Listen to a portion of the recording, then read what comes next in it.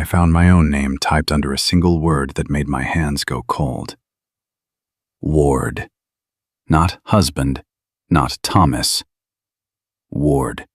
Like I was a minor, a stranger, a problem to be managed. Beneath it, in the space marked Proposed Guardian, was my wife's name, printed clean and deliberate. The petition wasn't signed yet. It wasn't even filed. But it was dated 6 weeks into the future, and it was sitting in a storage unit my wife had been paying for in cash. And in that single frozen second, standing alone under a bare bulb with the smell of cardboard and dust in my throat, I understood that someone had already decided how the rest of my life was going to go, without asking me a single question. My name is Thomas. I'm 68 years old, and 3 weeks before I found that document, I still believed I understood the woman I'd been married to for 38 years. I taught shop class for 3 decades at a technical high school outside Cleveland. 31 years of showing teenagers how to measure twice and cut once, how patience beats speed, how you can't rush good joinery. I thought I'd applied that same patience to my marriage. I thought I knew Diane the way I knew the grain of good oak, every knot, every place it might split. I was wrong. And it took a $225 line item on a Visa statement to start showing me exactly how wrong. Let me back up, because you need to understand who we were before I tell you what we became, and why what I found in that storage unit felt less like a discovery and more like the floor of my whole life quietly giving way. Diane and I met in 1988 at a church potluck in Chagrin Falls. She was 26, working the front desk at a dental office, and she laughed at my terrible joke about drill bits before I even finished telling it. We married 14 months later. We raised 2 kids, Kevin and Megan, in a squat little colonial with a leaky roof I patched myself 3 separate times before I finally got it right. We weren't rich. We were comfortable, careful people, the kind who clipped coupons out of habit long after we didn't need to anymore. For most of our marriage, Diane managed the household books. That was simply our arrangement. I built things with my hands. She built the spreadsheets, and neither of us questioned the other's territory. It worked for decades. I trusted her with our money the same unthinking way I trusted the ground under a ladder. Now, if you've been married a long time, you know trust like that isn't really a decision you make once. It's a habit you stop noticing. You stop checking because checking feels like an insult to something sacred. That habit, I'd learn, was exactly what had made me so easy to plan around. 2 years ago, I retired. Diane had already scaled back her own hours the year before, technically still consulting a few days a month, though those days had a way of becoming harder and harder to pin down. She started going to a gym 3 towns over, instead of the YMCA 5 minutes from our house, a fancier place with a smoothie bar and a full staff of personal trainers. When I asked why, she said the new place had better equipment for her knee. Fair enough. I didn't think twice. I should have thought twice. About 8 months ago, small things started happening that I chalked up to simply getting older. My reading glasses turned up in the freezer. My blood pressure medication, which I'd taken at the same time every morning for 6 years without fail, started showing up rearranged in the pill organizer. A day's dose missing entirely 1 week, doubled up the next. I mentioned it to Diane once, and she got this soft, worried look on her face and said, "Tommy, you've been more forgetful lately. Maybe we should talk to Dr. Ferris about it." I want you to sit with that for a moment, the way I couldn't sit with it then. Part of you panics when your wife says something like that. Part of you starts quietly wondering if the fog everyone warns you about in your 70s has already rolled in early, uninvited. I actually made the appointment. I actually sat in Dr. Ferris's office and answered questions about what day of the week it was, feeling my chest tighten with something close to shame. Dr. Ferris ran a full cognitive panel. Everything came back normal. Better than normal for my age, he told me, looking at me over his glasses, almost carefully, and asked if anything stressful had been happening at home. I said no. I meant it because I genuinely didn't know yet what was happening at home. Around that same time, my son Kevin started calling more than usual. His calls were friendly on the surface, always circling back to some version of the same question, dressed in different clothes each time. "How's Mom seem to you lately, Dad? Everything okay financially? You guys keeping good track of things?" I figured it was just a son checking in. It wasn't until I found that storage unit and the folder inside it with my own name typed under the word Ward that I understood exactly what my son had already been circling for months without ever once saying it plainly to my face. I didn't find that connection on the first day, and I didn't find it by accident either. Not exactly. What I found first was smaller, almost forgettable, the kind of thing you could talk yourself out of noticing if you wanted to badly enough. I didn't want to badly enough. Not anymore. It started on a Tuesday afternoon, 3 weeks before I ever laid eyes on Unit 214. Diane had left her laptop open on the kitchen table while she ran out to get her hair done, a browser tab still logged into our joint account. I wasn't snooping. I wanted to check whether our property tax payment had cleared. That's the God's honest truth. But right there in the transaction history was a pattern I'd never once noticed, because it never announced itself the way a real charge does. A cash withdrawal. $225, same day, every month, going back 14 months. No merchant name, no memo, just cash withdrawal, over and over, like a metronome ticking quietly underneath our entire life. A single cash withdrawal doesn't raise an eyebrow. 14 of them, identical, same date, same amount, due.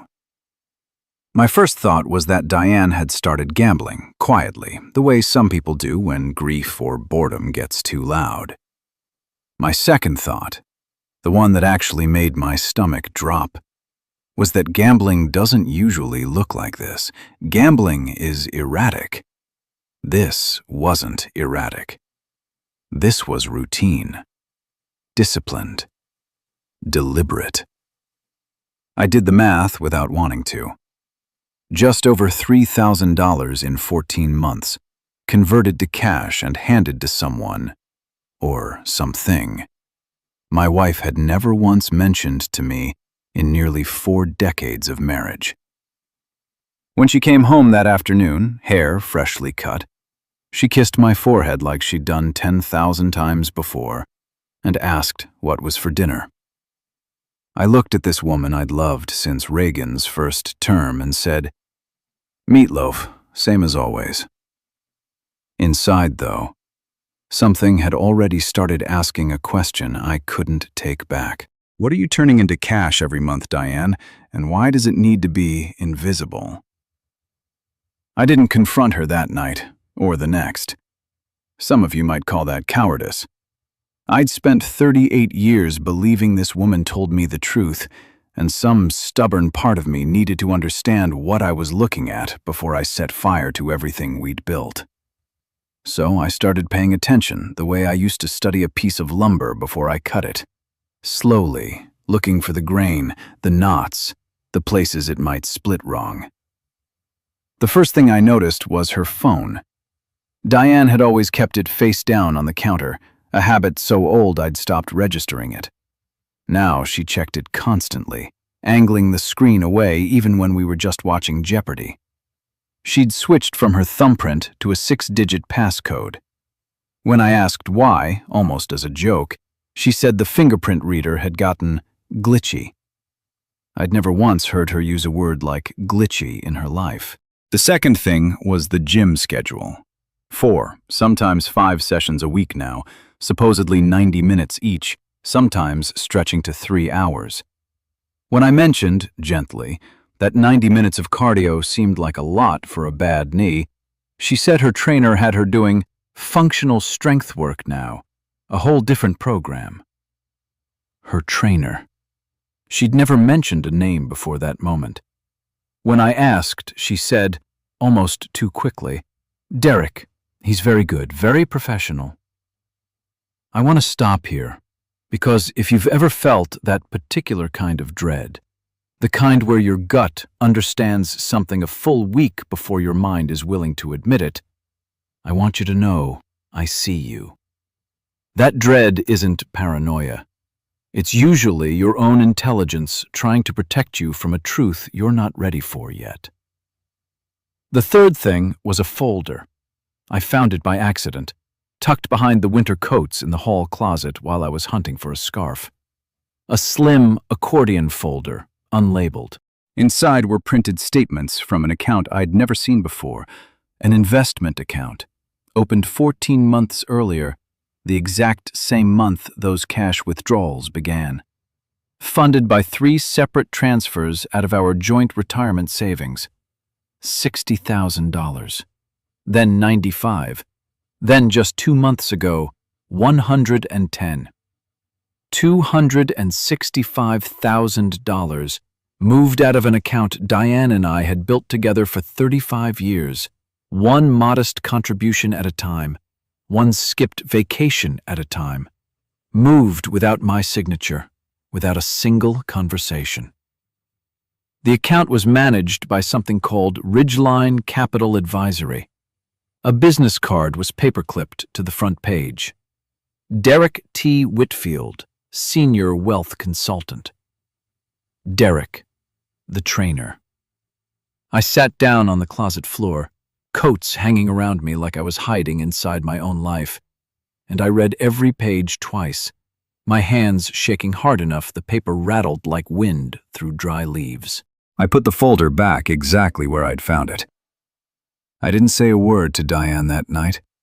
I lay awake beside her, listening to the same soft breathing I'd fallen asleep to for 4 decades.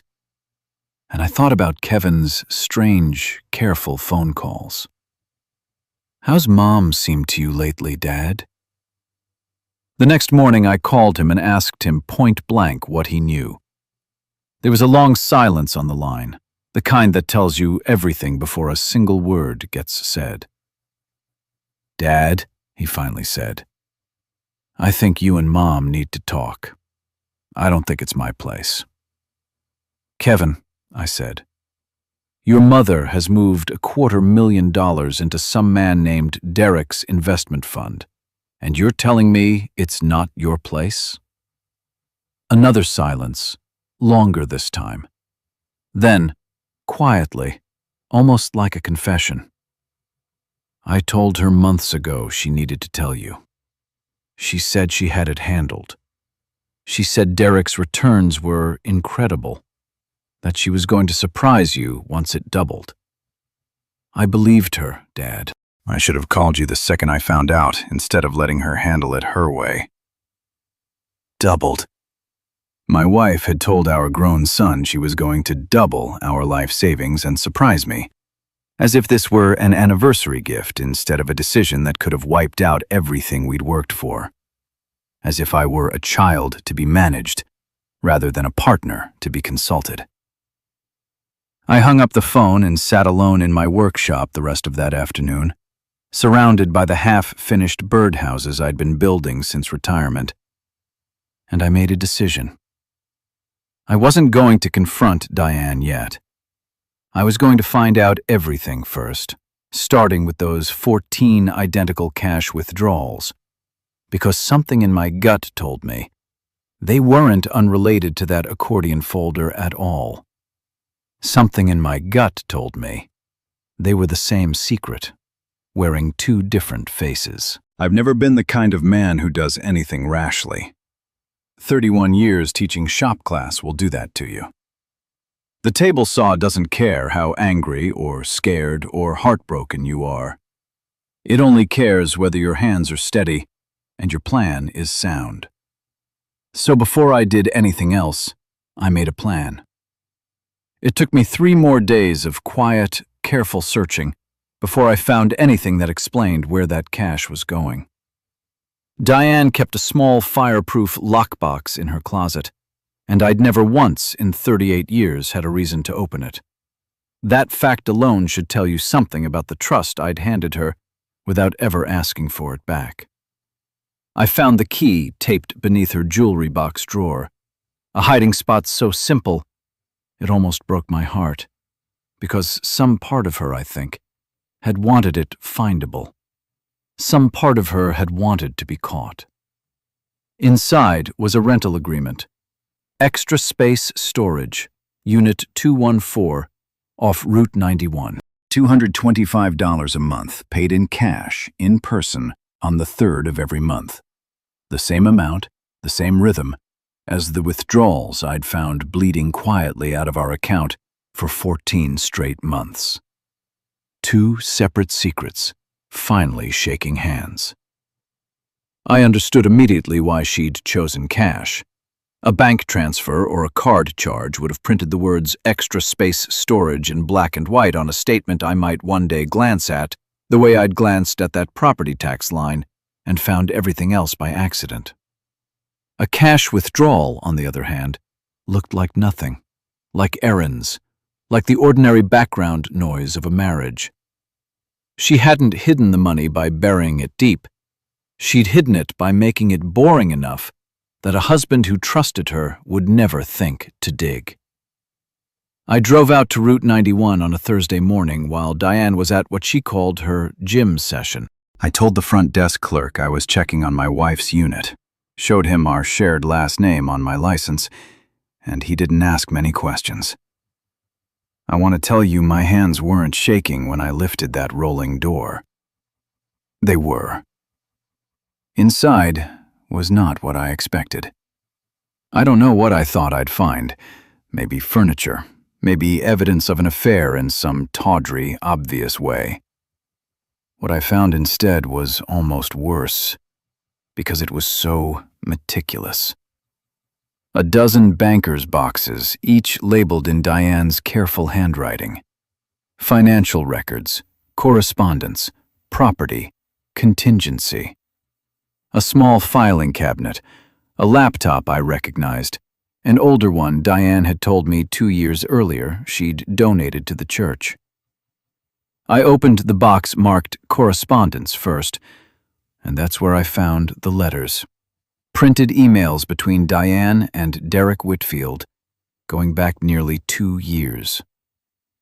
Reading them didn't feel like discovering an affair exactly. It felt like discovering a business plan. The earliest ones were about investment strategy, ordinary enough on the surface. But by the 6th month, the tone shifted. Derek began writing about our exit timeline. He began asking Diane detailed questions about my health, my medications, my forgetfulness. Questions she answered in unsettling, clinical detail. Has he mentioned any memory issues to his doctor? Does he still handle any of the finances independently? Would his children support a competency evaluation if it came to that? I sat down on an overturned banker's box and read those words 3 times before they fully landed. My wife had been feeding a stranger a running case file on my mental decline. A decline that didn't exist, built entirely out of misplaced glasses and rearranged pills that she herself, I now understood with a sick certainty, had likely arranged all along. There was a letter in Diane's own handwriting, dated 11 months earlier, folded inside an unsealed envelope addressed to no one. I think it was something she'd written just to make a feeling real. I don't know when I stopped feeling like myself around Tom. He retired and just stopped. Derek makes me feel like the version of me that existed before I became somebody's wife and somebody's mother. I want the house. I want the money we built together, and I am done pretending I don't deserve to leave with what's mine. I want to pause here, because this is the part that surprised me most. More than the money, more than Derek. Reading that letter, I didn't feel only betrayed.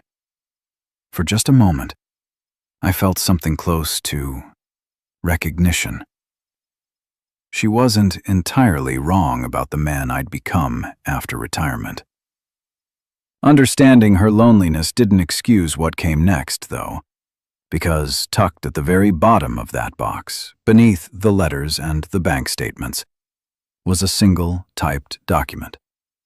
Unsigned, titled, Petition for Appointment of Guardian and Conservator. My name was listed as the proposed ward. Diane's name was listed as the proposed guardian, with full authority over my finances, my medical decisions, and the disposition of our property.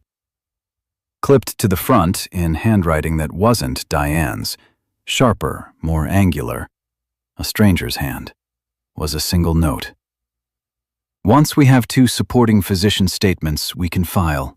Timeline still on track for spring. Spring. 6 weeks away. I sat alone in that storage unit for nearly 2 hours, the rolling doors still half open, letting in the cold. And I let myself feel every single thing that document made me feel. The fear of a man who'd suddenly understood his own wife had been quietly building a legal case to strip him of his rights. The rage of a father who realized his son had known enough to be suspicious for months and said nothing.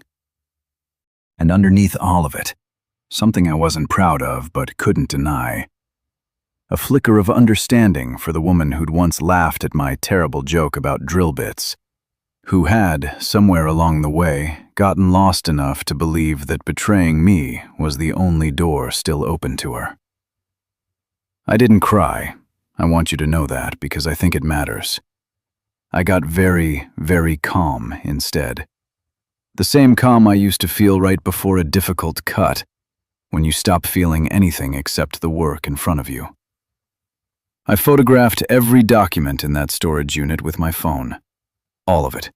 The emails, the letter, the draft petition, the bank statements, and that stranger's handwriting clipped to the top of the paper meant to end my legal independence. Then I put everything back exactly as I found it, locked the unit, and drove home to make one phone call. Not to a lawyer, not yet. To my daughter, Megan, who I hadn't spoken to in almost 3 years. I need to explain why calling Megan mattered so much, and why it terrified me more than confronting Diane ever could.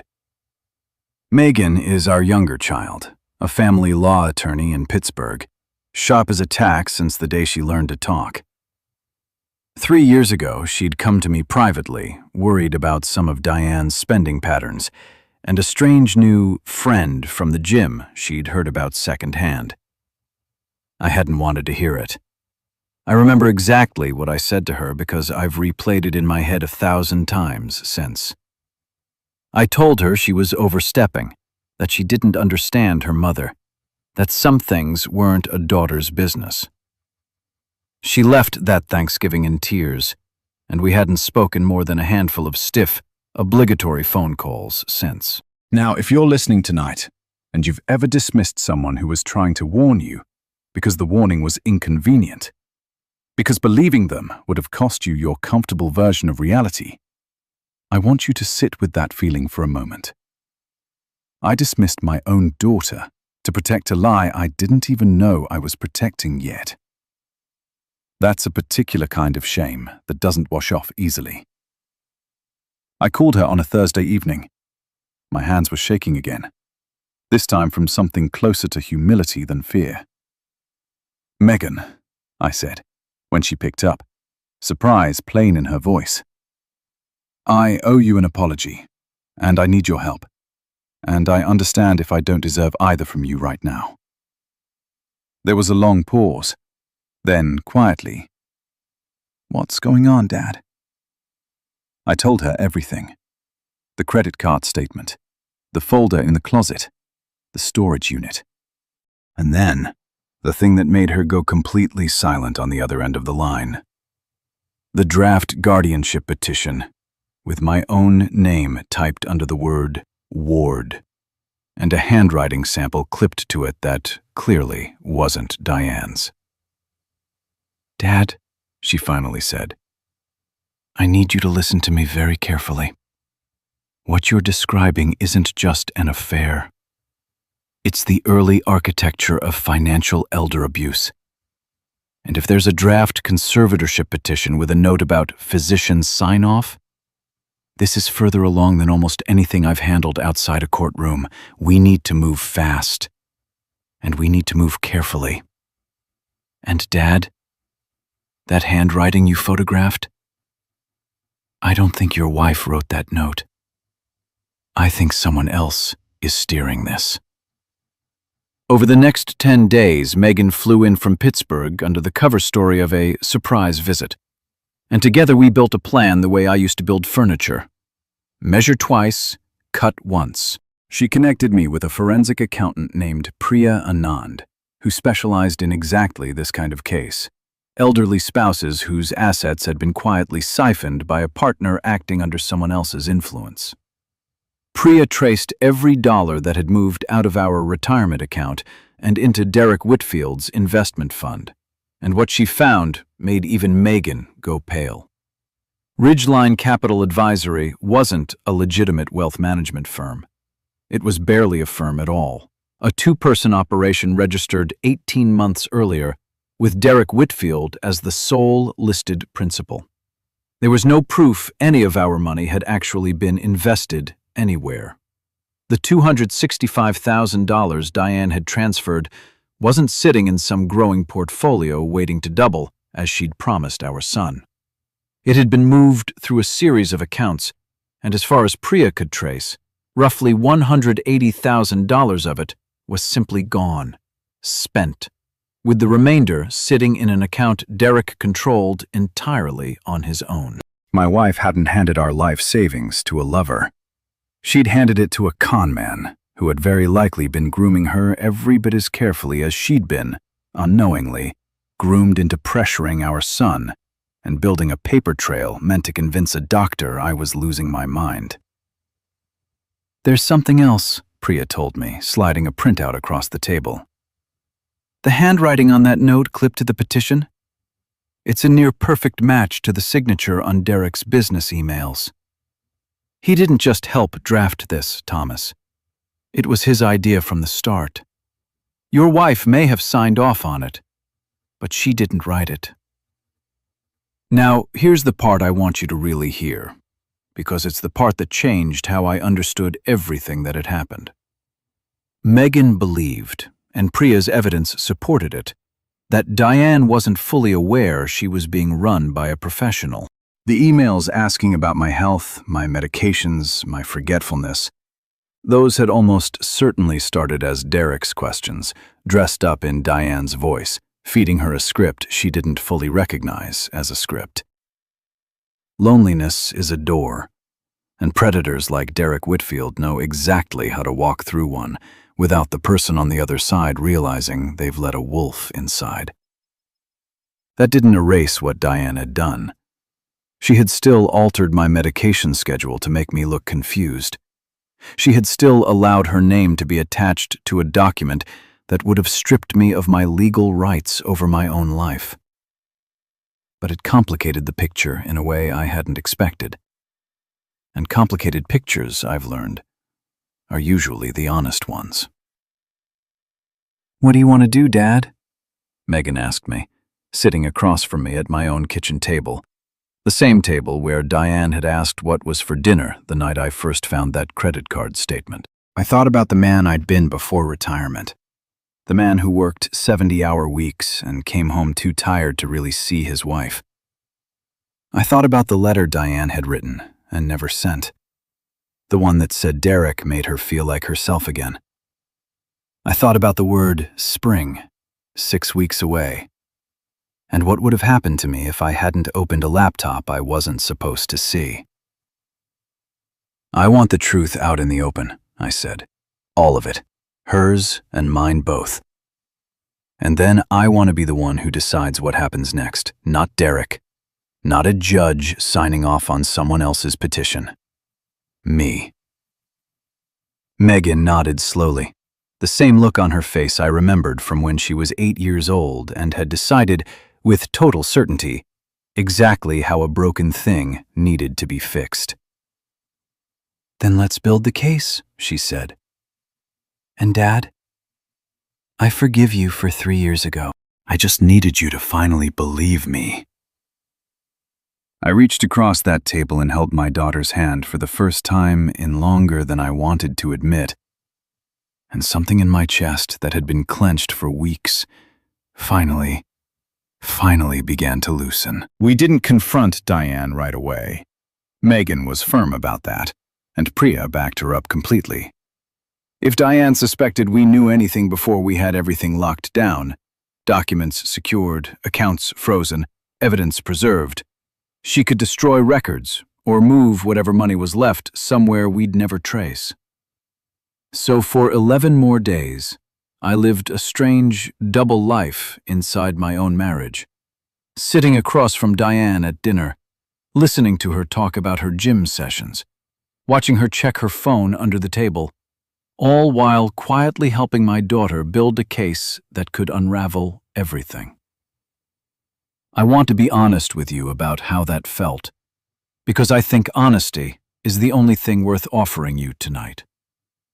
It felt like grieving someone who was still very much alive and sitting 3 feet away from me, passing the salt. Some nights I'd catch myself studying her face the way you study a photograph of someone you've already lost, trying to memorize the version of her I still loved, even as I built the case against the version of her that had tried to erase me. Megan worked with Priya to formally freeze the joint retirement account before any additional funds could move. She contacted an elder law attorney, a colleague she trusted named Robert Nakamura, who specialized in guardianship defense. Together, they filed protective paperwork establishing that I was, quite obviously, fully competent, supported by fresh cognitive testing from an independent physician Diane and Derek had no connection to. That single step alone dismantled the foundation of whatever petition Derek had been drafting. You cannot successfully argue a man needs a guardian when he's sitting in front of a judge, sharp as ever, describing in precise detail how he uncovered the scheme against him. Kevin, once he understood the full scope of what had happened, the storage unit, the draft petition with my name under Ward, the con man siphoning our savings, came apart with guilt in a way that surprised me. He drove up from Columbus the following weekend and sat across from me in my workshop, surrounded by half-finished birdhouses, and cried in a way I hadn't seen since he was a boy. "I should have called you the second I found out about the account," he said. I told myself I was staying neutral. I was really just staying comfortable. I understood that feeling better than he knew. I'd done the same thing to Megan 3 years earlier. "You're here now," I told him. "That's what matters. Your mother needs both of us to see this clearly, not to punish her, but because pretending isn't love. It's just a slower kind of abandonment." The most difficult conversation happened with Priya when she finally laid out the complete financial picture.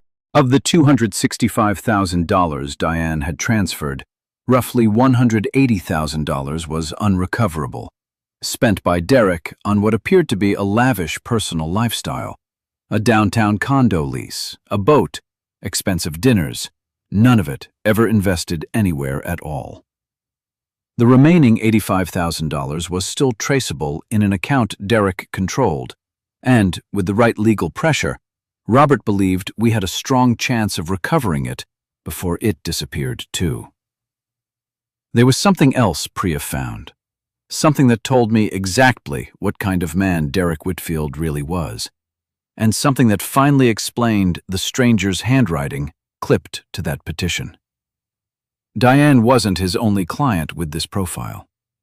Priya's research turned up 2 other women, both widowed or in troubled marriages, both in their 60s, both connected to Derek through that same gym. One of them had already lost nearly her entire nest egg, and buried in her file, an unsigned guardianship draft with her own husband's name typed under the same word, Ward. Derek hadn't improvised that document for us. It was a template, a tool he used again and again on woman after lonely woman, dressed up each time as protection, as foresight, as love. That reframed something for me. Not forgiveness, not yet, but understanding. Diane had been careless with me, disloyal to me, willing to let a stranger's hand draft language that could have ended my independence. But she had also been a mark, worked over by someone who specialized in finding exactly the kind of loneliness a 40-year marriage gone quiet can leave behind. Now, if you're listening tonight, and you've ever felt your own marriage go quiet in that particular way, the slow fade where you're still sharing a bed but not really sharing a life anymore, I want you to hear this clearly. That silence is not harmless. It is a door. And there are people in this world who make a career out of walking through doors just like it, template already in hand.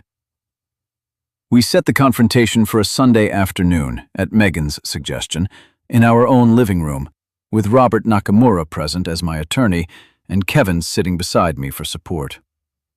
Diane thought she was walking into a family dinner. Instead, she walked into a living room with all four of us waiting, a manila folder sitting on the coffee table where the sports section usually went.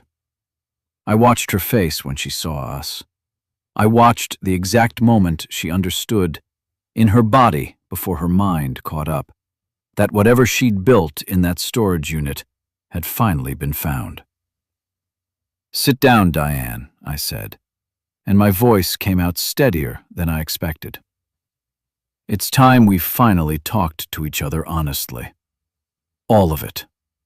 No more locked boxes." I've thought a lot since then about what I expected to feel in that moment, watching my wife of 38 years sit down across from a folder that contained the complete map of her betrayal. I expected rage. I expected her to deny everything, or worse, to cry the practiced tears of someone caught in a lie. What actually happened was quieter, and in its own way, harder to witness. Diane looked at that folder for a long moment, and then she looked at each of our faces in turn. Mine, Kevin's, Megan's, Robert's, and something in her seemed to simply deflate, like a tire that had been slowly losing air for months and had finally, mercifully, gone flat. "How long have you known?" she asked me. "Long enough to know about the storage unit," I said.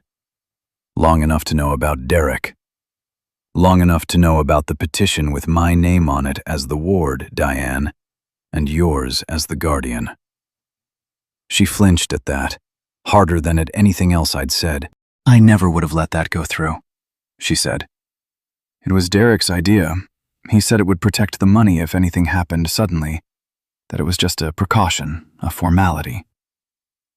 "A formality," Megan said, her voice level but sharp as a blade. "That would have given you full legal control of Dad's finances, his medical decisions, and this house, based on physician statements that would have relied on a memory decline you were manufacturing yourself with his medication. And Mom, you didn't even write that note clipped to the front. We had it compared. Derek wrote it. He's used the exact same document, word for word, on at least one other woman's husband." Diane's face went white. "That's not...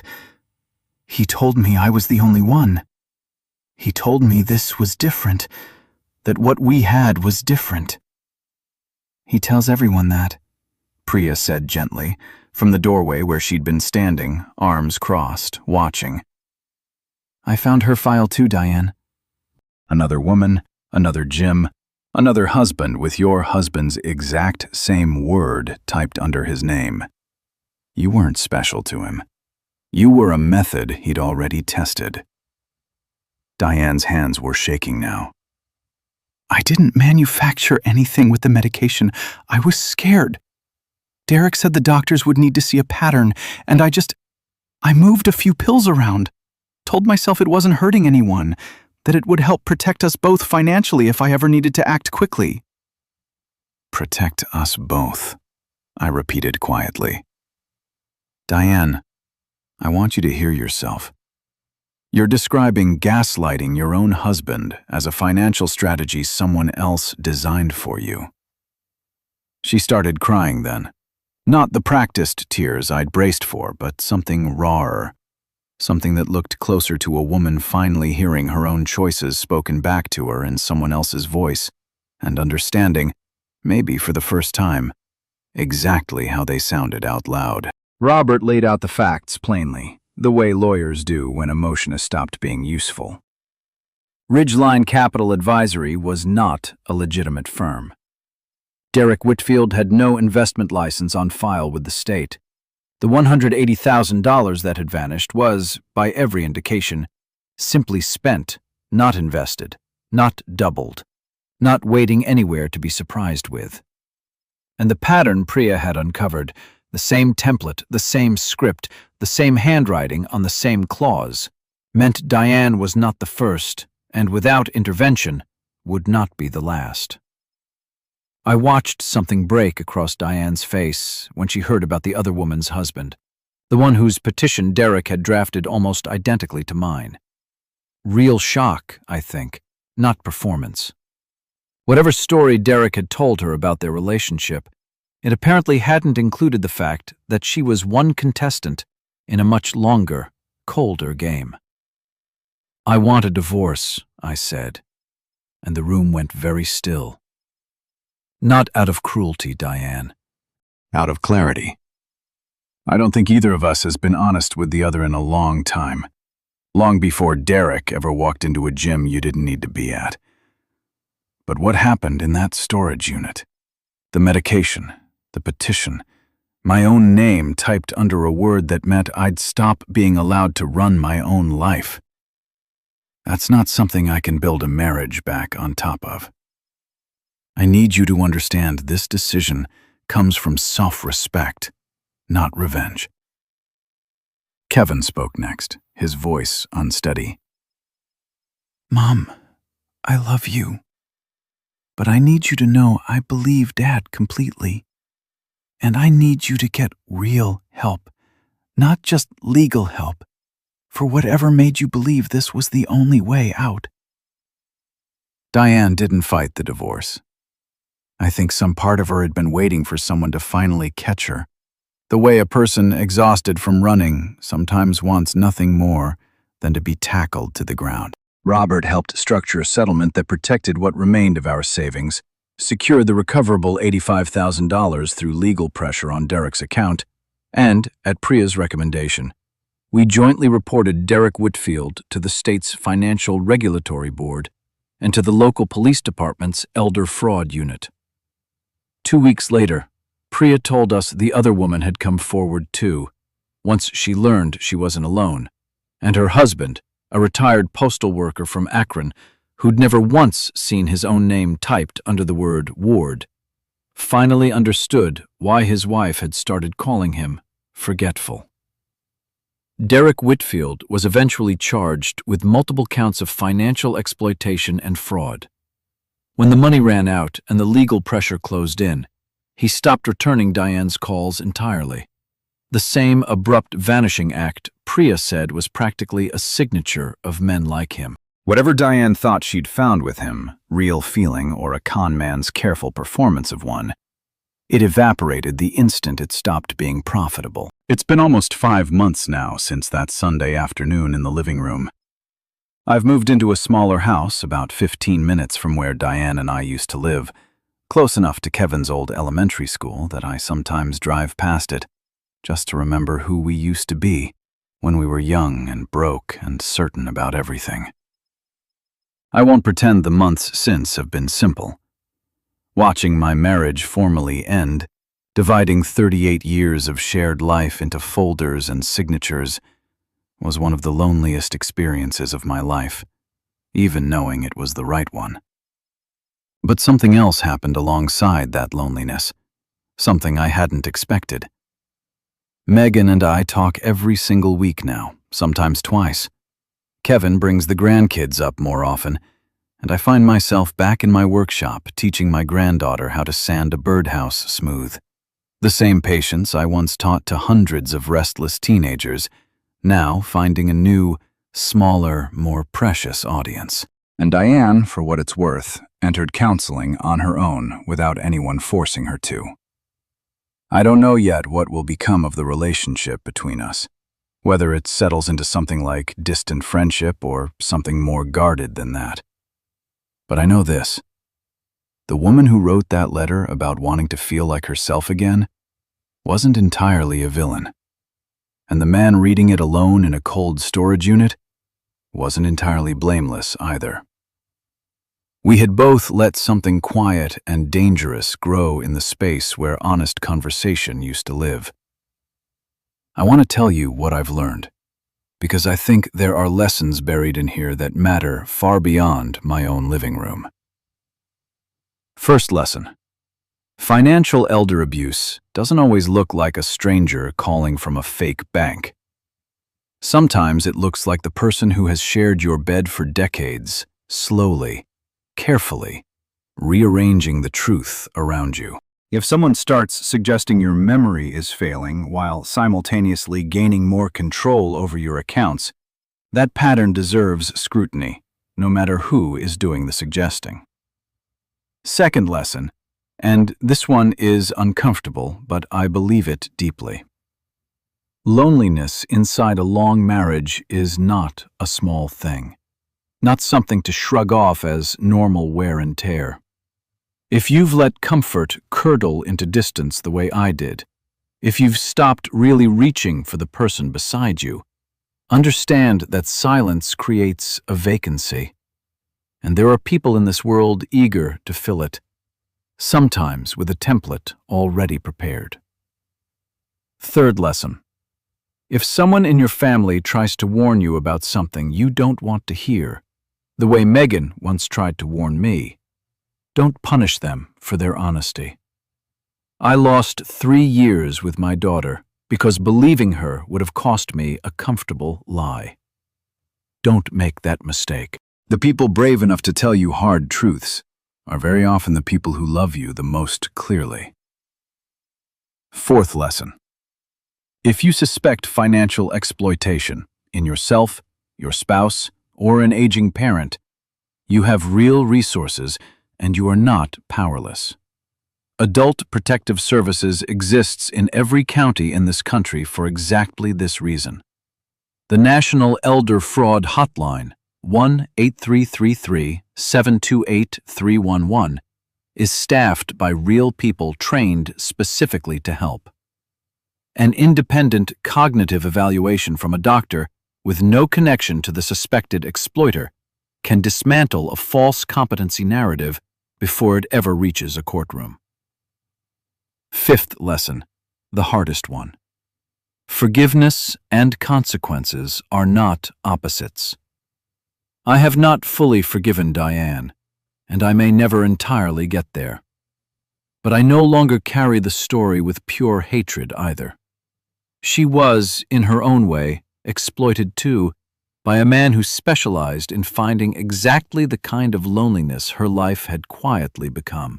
Holding both truths at once, that she wronged me, and that she was also preyed upon, has been the only way I've found to set the whole thing down without it hollowing me out completely. I think about that storage unit sometimes, Unit 214, off Route 91, and how strange it is that a single accordion folder, tucked behind a stack of winter coats, could reveal an entire hidden architecture of a life I thought I understood completely. I think about how close I came to sitting in a courtroom as a man declared incompetent by his own wife, all because I trusted without ever once checking. because checking felt, for 38 years, like an insult to something sacred. I don't think trust should ever stop being sacred. But I've learned the hard way, at 68 years old, that sacred things still deserve tending. Marriages don't stay strong because you leave them alone in the dark. They stay strong because you keep walking back into the light together, again and again, especially on the days it would be easier not to. If you're still here with me at the end of this story, thank you, truly. If any part of this reminded you of your own mother, your own father, your own quiet marriage, I gently ask you to do one small thing tonight. Call them. Ask a real question, not, "How are you?" but something that actually opens a door. And if you know someone who might be sitting alone with a version of this same fear right now, wondering if what they're noticing is real, please share this with them. Sometimes the only thing standing between someone and the truth is a single person willing to say, "I see it too." These days, I spend my mornings in the workshop, same as always, teaching my granddaughter the same patience I once taught a classroom full of restless teenagers. Measure twice, cut once. Some lessons, it turns out, apply to a lot more than woodworking. If this story moved you, consider subscribing and stay close for the next one. Stay kind, stay awake, and don't wait until it's too late to ask the people you love who they really are.